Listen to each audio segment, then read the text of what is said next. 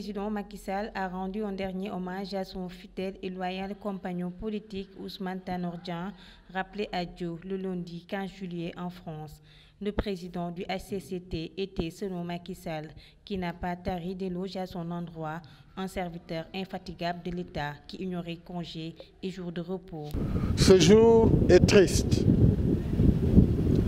Nous voilà réunis dans la douleur pour accueillir et accompagner à sa dernière demeure la dépouille de notre regretté Ousmane Tanor Dieng, président du Haut Conseil des collectivités territoriales, rappelé à Dieu le lundi 15 juillet 2019.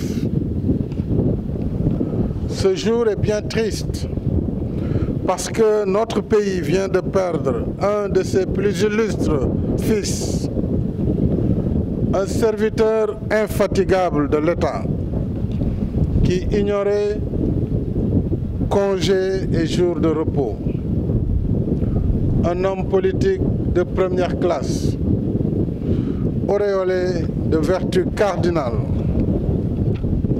Par sa profession, le président Ousmane Tanor Dieng était d'abord un diplomate de carrière chevronné, aux analyses lucides, aux verbes mesurés et à la plume raffinée. Après des mois passés en France où il a été interné pour cause de maladie, Ousmane Tanor Dieng est rentré hier, mercredi 17 juillet 2019 au pays, mais pas du tout comme l'avait rêvé le président Macky Sall qui avait ordonné son évacuation sanitaire à la veille du défilé du 4 avril dernier. À 15h passées de quelques minutes que l'avion Airbus A319 qui convoyait la dépouille du secrétaire général du Parti socialiste depuis l'aéroport de Paris a foulé le tarmac de l'aéroport international Blaise Diagne. Au pied de l'appareil à la couleur immaculée, le chef de l'État est venu accueillir son fidèle compagnon politique depuis 2009. Quelques années avant son accession à la magistrature suprême en mars 2012. Lunettes noires évoquant la gravité et la solennité du moment, le président, engossé dans un ensemble costume bleu de nuit, a tenu à porter un vibrant hommage à l'endroit du défunt président du Haut Conseil des collectivités territoriales. Nous voilà réunis dans la douleur pour accueillir et accompagner à sa dernière demeure la dépouille de notre regretté Ousmane Tanor Dieng.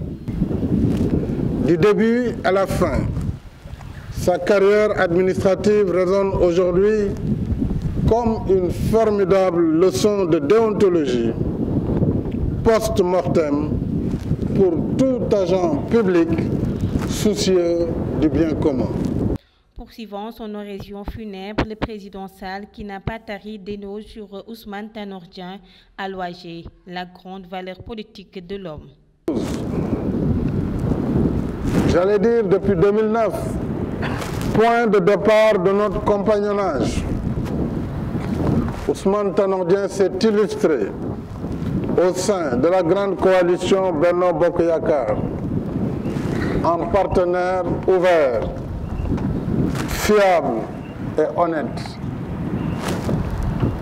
Tanor était un homme de son temps qui comprenait parfaitement le sens et l'essence de l'action publique parce qu'il avait la pleine mesure des enjeux nationaux et mondiaux contemporains. En témoigne son discours magistral de janvier 2016 devant l'Association internationale des maires francophones sur le péril environnemental qui menace la planète. Un homme du terroir, il était aussi un humaniste d'une urbanité exquise qui tenait aux valeurs de culture et de civilisation qui irriguent de leur chaleur humaine nos terroirs ancestraux. La famille est au premier rang. Les épouses émitrophées dans du blanc occupent les places du devant, à droite du pupitre présidentiel. Leur visage que de douleur portant leurs attitudes n'est que tenue et retenue. À peine devine-t-on des larmes derrière les lunettes noires, Derrière tel, dans l'alignement, les autres membres sont reconnaissables à la même posture et à la même couleur, celle du deuil que le défunt Ousmane Tanor Dieng arbore désormais en 3 pièces enveloppantes dans ce cercueil posé sur le tarmac de l'aéroport Blaise Diagne. Autour de lui, la République d'ici et d'ailleurs est en communion dans ce dernier hommage. Macky Sall, Moustapha Niasse, Aminata Touré, venus partager la douleur de la perte de la 4e personnalité de l'État. Aminata Mbengue Ndiaye, compagnon de route placé derrière le président malien Ibrahima Boubacar Keïta, s'est effondré depuis l'atterrissage du vol spécial. À 16 heures, lorsque l'Airbus blanc s'approche du sol de Diass, en bas, la piste est transformée en une large tribune où membres du gouvernement, corps diplomatique, politiciens, officiels, amis et sympathisants attendent dans le silence et le recueillement. Accompagné du président malien, Macky Sall fait son entrée sous les hymnes nationaux. Il aura le temps de gestes de réconfort à l'endroit des veuves avant de se rejoindre sa place au milieu de cette tribune.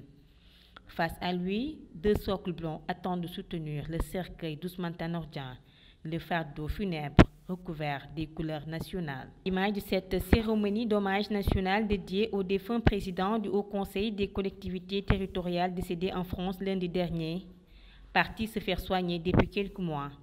Il avait, disons-on, le dessein de réunifier le Parti socialiste à son retour. Revenu en cercueil par vol spécial, il aurait fait mieux, réunir devant sa dépouille toutes les franges politiques de la société sénégalaise. Un éloge funèbre entendu et apprécié, même que plus ses farouches opposants du Rewmi et du Parti démocratique sénégalais.